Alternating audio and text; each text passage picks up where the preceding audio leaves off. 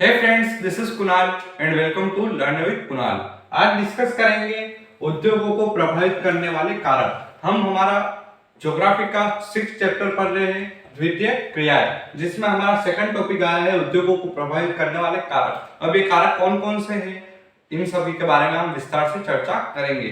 ये कुछ 7 प्रकार के कारक हैं। इनमें से पहला है बाजार तक अभिगम्यता, यानी बाजार तक पहुंच। अभिगम्यता कैसे मान सकते हैं हम कि एक स्थान से दूसरे स्थान पर जाना ही अभिगम्यता, यानी पहुंच। अभिगम्यता को हम दूसरी भाषा में कह सकते हैं, पहुंच भी कह सकते थे। बाजार तक पहुंच। अब हम देखें तो इसमें लिखा हुआ है, जिन क्षेत्रों में किसी उद्योग विशेष की वस्तुओं की खपत अधिक होती है वही वे उद्योग आरंभ होते हैं। अब हम देखें तो जहां पर जिस वस्तु की खपत अधिक होगी वहीं पर वह उद्योग स्थापित किया जाएगा। और हम देखें तो ये जो उद्योग स्थापित किए जाते हैं ये ज्यादातर शहरी नगरीकरण के आसपास स्थापित किए जाते हैं। क्यों? क्योंकि वहां पर लोग अधिक रहते हैं और वस्तुओं की खपत अधिक होती है, तो उसी के कारण वो सभी जो उद्योग है वो वहां नगरों के किनारे ही स्थापित किए जाते हैं। इसके पश्चात हम देखें तो ऐसा करने से तैयार माल को बाजार में पहुंचाने का व्यय कम हो जाता है। जैसे कि हम देखें तो अगर नगर के निकट है तो वहां से बाजार तक ले जाने के लिए व्यय कम हो जाएगा, जिसके कारण वस्तुओं की जो कीमत है वो भी कम हो जाएगी, जिसके कारण उपभोक्ता को भी फायदा होगा, जो और कंपनी का उद्योगों का मालिक है उसको भी फायदा होगा। इसके पश्चात हम देखें यह अधिक लाभप्रद है और उस क्षेत्र के लोगों की क्रय शक्ति अधिक होती है। यानी जैसे कि बाजार में गया बिका तो वो क्या हो गया, अधिक लाभप्रद हो गया, यानी लोगों को ही फायदा हो गया और जो उद्योग का मालिक है उसको भी फायदा हो गया। इसके पश्चात हम देखें तो उस क्षेत्र की जो क्रय शक्ति है वो अधिक होती है, यानी जिस क्षेत्र में अधिक खपत होगी उसकी क्रय शक्ति अधिक होनी चाहिए। अब क्रय शक्ति किस प्रकार अधिक होगी, तो वहां पे जो लोग हैं उनको ज्यादा वस्तुएं खरीदते होंगे। अब वो किस प्रकार की वस्तुएं खरीदते हैं उस पर ये उद्योग स्थापित किए जाते हैं। हम देखें तो इन उद्योगों में सबसे महत्वपूर्ण है सीमेंट, फर्नीचर, कांच और मिट्टी और चीनी के बर्तन आदि उद्योग जो है वो नगरों के आसपास स्थापित किए जाते हैं। अब बृहद विकसित यूरोप, उत्तरी अमेरिका और जापान और ऑस्ट्रेलिया जो है इन सबको बृहद वैश्विक बाजार भी कहा जाता है। क्यों? क्योंकि यहाँ के लोगों की क्रय शक्ति अधिक है। अब हम एक तरफ देख सकते हैं कि जहां पर जनसंख्या अधिक होगी वहां पर भी क्रय शक्ति अधिक होगी, पर यदि वह गरीबी से जूझ रही है वह जनसंख्या तो वहां पर क्रय शक्ति कम होगी। परंतु यदि जनसंख्या भी अधिक हो और वो समृद्ध है, किसी भी चीज को खरीदने के लिए सक्षम है, तो वो वहां पर भी क्रय शक्ति बढ़ जाएगी। तो इसी के साथ ये बाजार तक अभिगम्यता पूरा हो गया। इसके बाद हम देखेंगे सेकंड है कच्चे माल की प्राप्ति तक अभिगम्यता। सेकंड है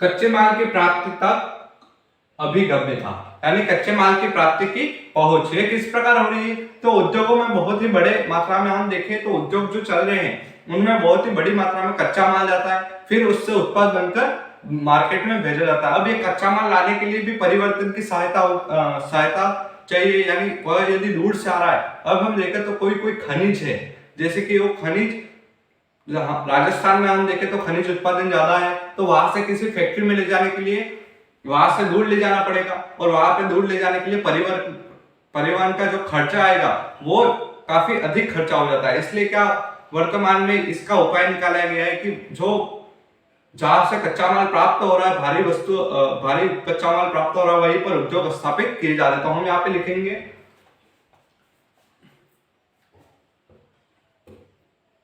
उद्योगों में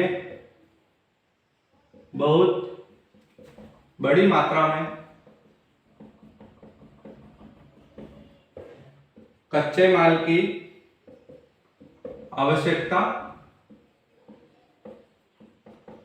होती है और यदि ये दूर से मंगाया जाए मंगाया जाए तो परिवहन का काफी खर्च आता है। यानी यदि दूर से आएगा तो स्वतः ही परिवहन का बहुत ही ज्यादा खर्च आ जाता है। तो इसका उपाय क्या है? तो इसलिए अभी वर्तमान में जो जहां पर कच्चा माल अधिक भारी मात्रा में प्राप्त हो रहा है वहीं पर उद्योग स्थापित किए जा रहे थे। हम यहाँ पे लिखेंगे जिन क्षेत्रों में भारी कच्चे माल की प्राप्ति हो रही है वहीं पर क्या किया जा रहा है?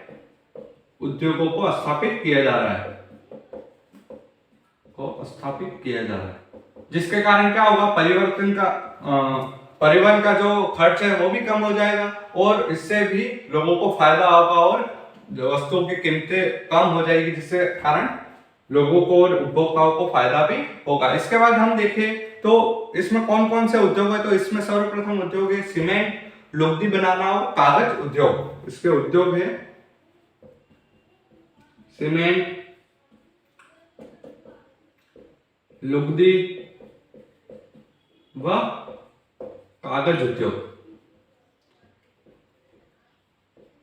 अब ये कागज उद्योग हम देखें तो कागज उद्योग में क्या चाहिए? पेड़। जब एक बड़ा वृक्ष काटा जाता है तब 17 टन कागज का उत्पादन होता है। तो ये उत्पादन करने के लिए जहां पर पेड़ है वही उद्योग लगा दिया जाए तो जो पेड़ को काट के लाने के लिए, कहीं पर लाने के लिए जो परिवहन का खर्च आ रहा है वो कम हो जाएगा। ये इसी प्रकार इसमें कच्चे माल की प्राप्ति की अभिगम्यता है। और इसके पश्चात जो जल्दी नष्ट होने वाले पदार्थ है। अब जल्दी नष्ट होने वाले पदार्थ हमने प्राथमिक क्रियाओं में पढ़े थे, डेयरी उत्पाद। अधिक नष्ट होने वाले पदार्थ कौन से हैं? डेयरी उत्पाद। डेयरी उत्पाद में क्या क्या आता है? डेयरी उत्पाद जैसे कि दूध, पनीर, मक्खन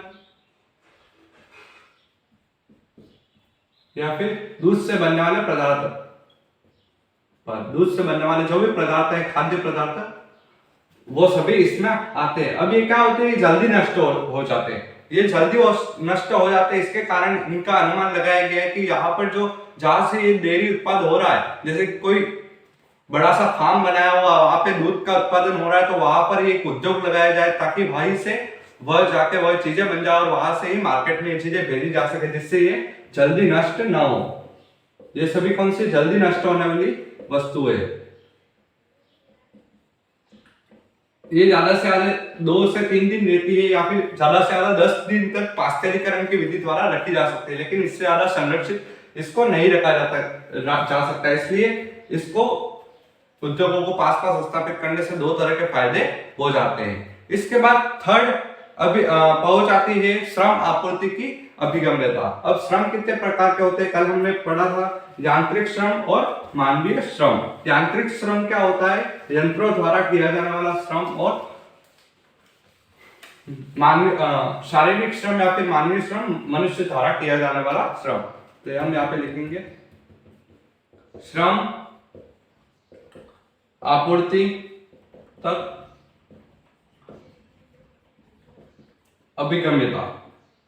श्रम आपूर्ति तक अभिगम्यता यानी आज के उद्योगों की स्थिति देखते हुए हम कह सकते हैं कि उद्योगों में अत्यधिक मात्रा में श्रम की आवश्यकता पड़ती है। यानी उद्योगों की अवस्थिति में श्रम एक महत्वपूर्ण कारक है। श्रम एक महत्वपूर्ण कारक है,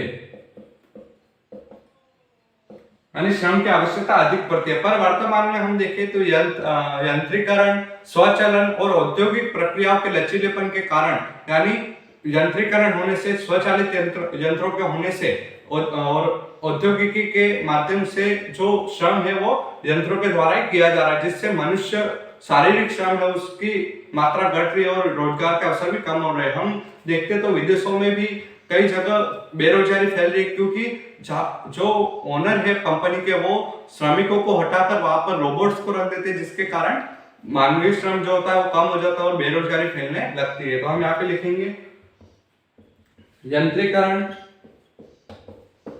और स्वचालन के कारण मानवीय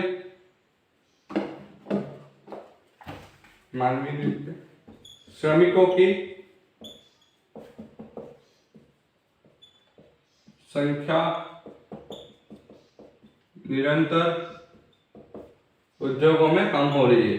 जो श्रमिक है उनके उद्योगों में संख्या में निरंतर कमी आ रही है, जिससे रोजगार के अवसर कम हो जाते हैं। अब ऐसी भी कुछ वस्तुएं हैं जिनका उत्पादन सिर्फ मानवीय श्रम द्वारा ही किया जा सकता है, यानी ऐसे कुछ उद्योग हैं,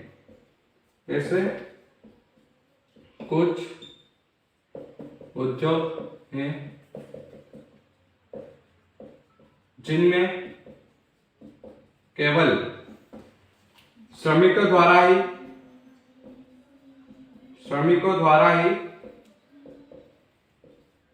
क्या किया जा सकता है, वस्तुओं का उत्पादन किया जा सकता है। यानी जो कोई जैसे कि स्पेशल ऐसा बर्तन है जो श्रमिकों द्वारा ही बनाया जा सकता है, ऐसी कई सारी वस्तुएं जो सिर्फ श्रमिकों द्वारा ही बनाई जा सकती है। निर्माण किया जा सकता है। यह हो गया मानवीय श्रम और यंत्रीकरण के बारे में हमने देख लिया है। श्रम आपूर्ति की अभिगम्यता यानी श्रम तक पहुंच के बारे में देख लिया है। अब इसके बाद है हमारा चौथा शक्ति के साधनों तक अभिगम्यता। चौथा है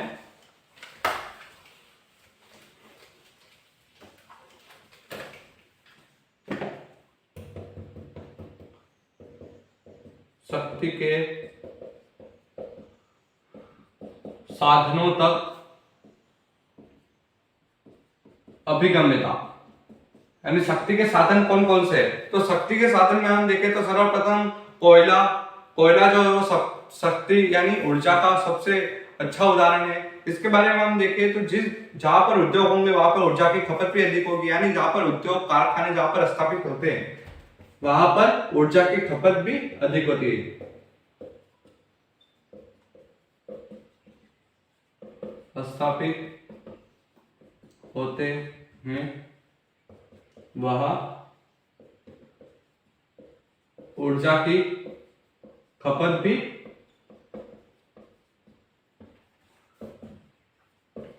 अधिक होगी। अब ये खपत अधिक होगी तो इसको ऊर्जा प्राप्त करने के लिए कौन कौन संयंत्र स्थापित करने पड़ेंगे। अब ये जैसे कि संयंत्र है तो इनमें संयंत्र कौन कौन से हो गए हम देखें तो इसका सबसे अच्छा हम देखें कोयला। इसके पश्चात क्या हो सकता है तो पवन ऊर्जा भी इसमें आ सकती है, क्योंकि ये भी एक ऊर्जा उत्पादन का भी यंत्र है। इसके बाद जल विद्युत टरबाइन द्वारा जो जल का विद्युत का उत्पादन किया जाता है वो। इसके पश्चात खनिज तेल द्वारा, खनिज तेल हम शादी पार्टियों में जाते हैं तो जनरेटर का प्रयोग किया जाता है, तो उसमें खनिज तेल यानी मिट्टी का तेल भी डाला जाता है जिससे बिजली का उत्पादन होता है। तो उसी प्रकार ये खनिज तेल भी ऊर्जा उत्पादन में आ सकता है। अब ऐसे कौन से उद्योग है जिनमें ऊर्जा की खपत अधिक होती है, तो ऐसे उद्योग में से सर्वाधिक प्रचलन में आने वाला उद्योग है एल्यूमिनियम उद्योग। एल्यूमिनियम उद्योग, अब इस एल्यूमिनियम उद्योग में क्यों खपत ज्यादा होती है, क्योंकि वायुयान निर्माण जैसे व्यापक उद्योगों में भी एल्यूमिनियम का प्रयोग किया जाता है और एल्यूमिनियम से ही वायुयान बनाया जाता है, क्योंकि एल्यूमिनियम हल्का और कठोर पदार्थ होता है, इसलिए यहाँ पर ऊर्जा की खपत अत्यधिक होती है। ये हो गया आपका चौथा शक्ति के साधनों तक अभिगम्यता। अब हम बात करेंगे पांचवा है हमारा परिवहन एवं संचार सुविधाओं तक अभिगम्यता।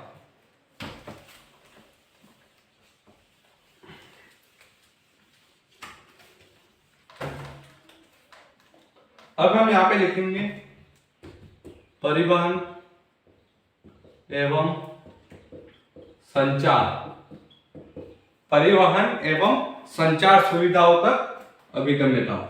संचार सुविधाएं लिख देते हैं, अभिगम्यता लिखेंगे लिखे कोई फर्क नहीं पड़ता। अभिगम्यता कोई ऐसा चीज नहीं है, अभिगम्यता सिर्फ एक शब्द है जिसके माध्यम से इसको एक्सप्रेस किया जाता है। कई लोग सोच रहे होंगे अभिगम्यता बहुत ही कॉम्प्लेक्स लग रही होगी कि ये बहुत ही बड़ा शब्द होगा, इसके बारे में विस्तार होगा, परंतु ये कुछ है नहीं। अभिगम्यता यानी पहुंच, यानी वहां तक कैसे पहुंच हो रही है। अब हम देखते हैं परिवहन। सर परिवहन संचार में हम पहले देखेंगे परिवहन। उद्योगों के लिए कच्चे माल को लाने तथा उसको उत्पादित बाजार में बेचने के लिए, यानी जहां से लाते हैं और उसको उत्पादित करते हैं फिर बाजार में बेचने के लिए किसकी जरूरत पड़ती है।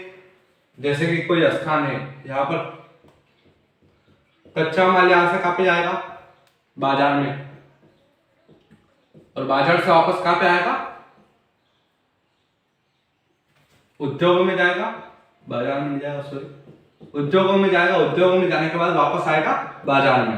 तब यहां से यहाँ पे जाने के लिए भी परिवहन की आवश्यकता होगी, और यहां से यहाँ पे जाने के लिए भी परिवहन की आवश्यकता होगी। अब ये परिवहन जितना सस्ता होगा, ये परिवहन जितना सस्ता होगा उतना उत्पाद में कम व्यय होगा, यानी जितना सस्ता होगा उतना क्या हो जाएगा, उत्पादन में कम व्यय होगा, जिसके कारण जनता को, उपभोक्ता को भी फायदा होगा और ओनर को भी फायदा हो जाएगा। तो ये हो गया उत्पादन में कम व्यय। अब किस प्रकार आ रहा है तो ये भी हमने देख लिया। परिवहन की सस्ती दरों को देखकर संयुक्त राज्य अमेरिका ने ईरी झील, यूएसए में ईरी झील के किनारे, ईरी झील जो है, ईरी झील का क्षेत्र जो है वहां पर क्या है, परिवहन जो है वो सस्ता है, परिवहन क्या है वहां पर सस्ता।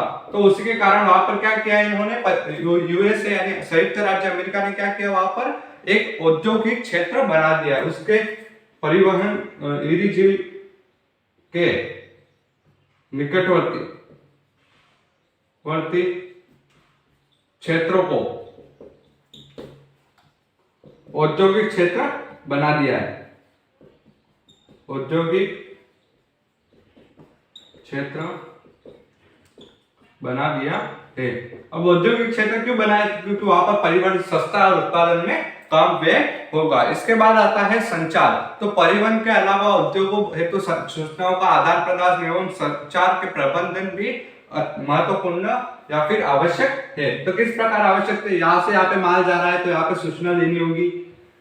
अगर यहाँ से कच्चा माल जिस व्यक्ति का है, इसके फर्स्ट पर्सन, ये सेकंड और ये तीसरा, तो यहाँ से यहाँ पे माल जाएगा तो यहाँ पे सूचना का आदान प्रदान, कि यहाँ से एक व्यक्ति फोन कर देगा इसका ओनर कि यहाँ पे माल आ रहा है तुम ले लो, तो यहाँ पर जो ये आदमी लेके जा रहा है तो वहां पर ये पिकअप कर लेगा। इसके पश्चात यहाँ से वापस यहाँ पे आएगा तो यहाँ पे भी सूचना का आदान प्रदान होगा। तो यहाँ पर सूचना का आदान प्रदान के लिए भी संचार की आवश्यकता होगी। वर्तमान में तो फोन द्वारा सब कुछ कार्य हो जाता है, एक कॉल से ही सूचनाओं का आदान प्रदान संचार माध्यम हो जाता है। इसमें हम लिख सकते हैं कि यहाँ पर संचार भी उद्योगों में सूचनाओं के आदान प्रदान के लिए आवश्यक है। यह हो गया परिवहन एवं संचार की सुविधाएं। इसके बाद छठी अभिगम्यता यानी छठा कारक, उद्योगों को प्रभावित करने वाला छठा कारक आता है सरकारी नीतियां। सरकारी नीतियां आती है छठा कारक।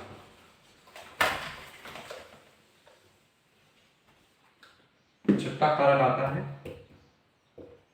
सरकारी नीति। अब सरकार किस प्रकार नीति चलाती है, तो सरकार देश के आर्थिक विकास को देखकर जो उद्योग होते हैं वो उद्योगों को एक विशिष्ट क्षेत्र प्रदान करती है। तो यहाँ पे लिखेंगे हम, सरकार देश के आर्थिक विकास में वृद्धि करवाने हेतु उद्योगों को उद्योगों को विशिष्ट क्षेत्र में, एक ऐसा विशिष्ट क्षेत्र होता है उसमें सुविधा प्रदान करवाती है।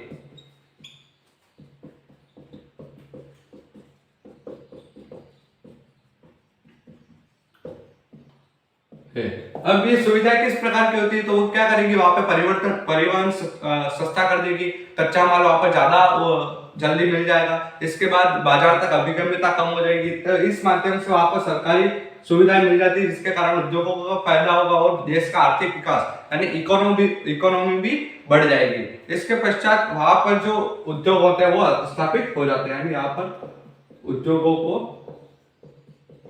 स्थापित किया जाता है। और इसके लिए सरकार कई सारी योजनाएं भी निकालती है, नीतियां भी निकालती है। यह हो गया हमारा छठा कारक। इसके बाद आता है सातवां कारक, समूह अर्थव्यवस्था की तक अभिगम्यता या फिर उद्योगों के मध्य संबंध। यानी जो उद्योग एक ही स्थान पर कई सारे उद्योग जब लगाए जाते हैं तो वहां के जो उद्योग है उनके मध्य के अंतर संबंध कैसे है उनके बारे में भी देख लेते हैं। इसको हम पूरा नहीं लिखेंगे, लिख देंगे उद्योगों में संबंध। ये सातवां और अंतिम अभिगम्यता या फिर पहुंच है। ऐसे औद्योगिक क्षेत्र जहां उद्योगों का भारी जमघट रहता है, यानी ऐसे क्षेत्र जहां उद्योग अधिक होते, उद्योगों की संख्या अधिक होती है, एक ऐसा विशिष्ट क्षेत्र जहां उद्योगों की संख्या अधिक होती है,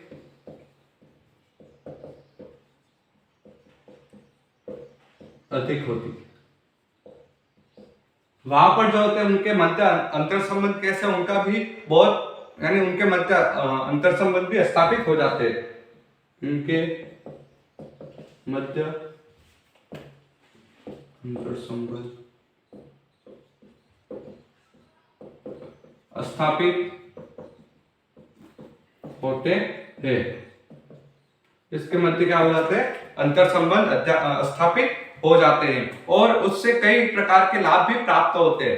क्या लाभ प्राप्त होंगे, तो यदि दो जैसे कि उद्योग हैं, एक उद्योग ये है एक उद्योग ये है, तो इन दोनों को कच्चा माल प्राप्त करना है और दोनों एक ही प्रकार के उद्योग है, तो इनके मध्य जो अंतर संबंध है वो अच्छे हैं। यदि इनके मध्य जो अंतर संबंध है वो क्या है, बेटर यानी अच्छे चल रहे हैं, तो उसके कारण क्या करेंगे, इन दोनों का माल एक ही साथ आ जाएगा, जिसके कारण जो कच्चा माल दे रहा है वो एक साथ का माल देगा तो उसका जो लागत दाम है वो भी कम कर देगा, और जो परिवहन का खर्चा आएगा, इतना सारा माल एक साथ आएगा तो वो भी खर्चा आधा आधा दोनों में बढ़ जाएगा, जिसके कारण दोनों को लाभ हो सकता है और यहाँ पर अच्छी बचत हो सकती है।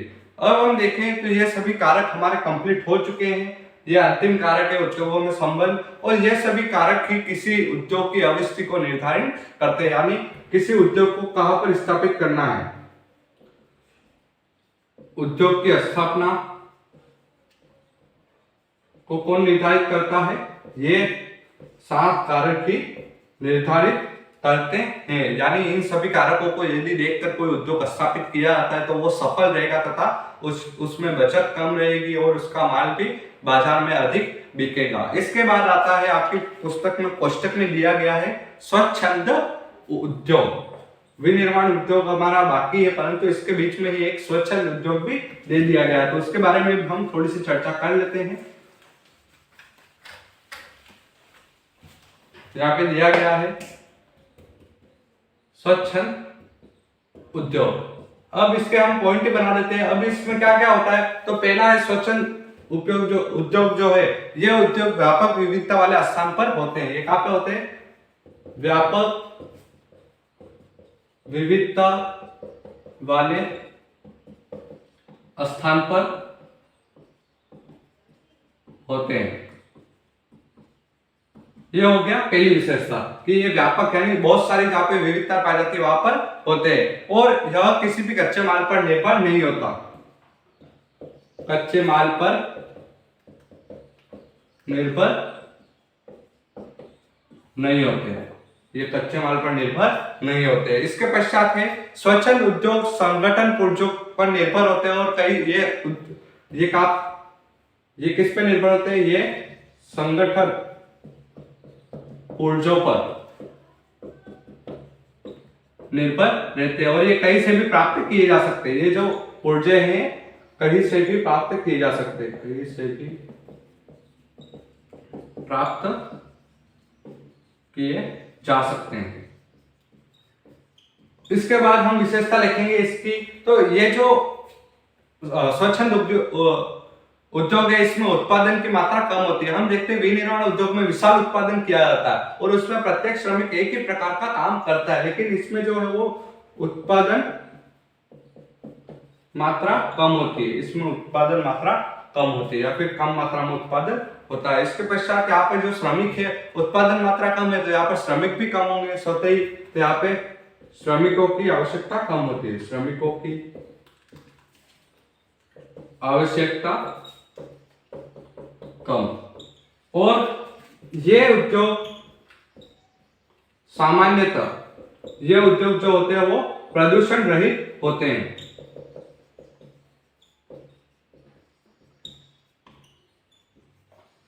अब ये कौन कौन से उद्योग हो सकते हैं? तो ये बड़े बड़े व्यापक मशीनरी वाले उद्योग होते हैं जहां से छोटे छोटे पुर्जे किसी वस्तु के, जैसे कि एक बंदूक बनाई जा रही है उसके छोटे छोटे पुर्जे दूसरे स्थानों से आ रहे हैं, उनको ज्वाइन करके फिर मार्केट में भेजा जाता है। तो वहां पर जो बन रहा है तो उससे एक प्रदूषण तो होगा नहीं, यानी बहुत ही कम मात्रा में प्रदूषण होगा तो भी बहुत ही छोटे, बहुत रेयर चांस है प्रदूषण होने के। और वहां पे श्रमिकों की भी कम आवश्यकता, मशीनरी की अधिक आवश्यकता हो जाएगी, उत्पादन वहां पे कम होता है, अधिक नहीं होता है। और यहाँ पर कच्चे माल पर निर्भर नहीं होता क्योंकि कच्चा माल पहले ही दूसरी फैक्ट्रियों में बनकर आ चुका है। इन उद्योगों की स्थापना सड़क परिवहन अभिगम्यता का एक महत्वपूर्ण योगदान है।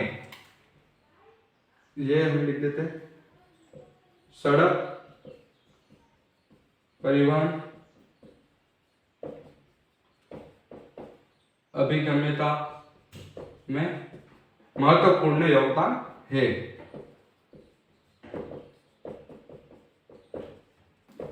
ये कुछ पॉइंट है इस स्वच्छंद उद्योग के। यदि आपके एग्जाम क्वेश्चन आए कि स्वच्छंद उद्योग की विशेषताएं बताइए तो इन सभी पॉइंट्स को आप लिख सकते हैं। ये बहुत ही 2 से 3 नंबर का क्वेश्चन आ सकता है।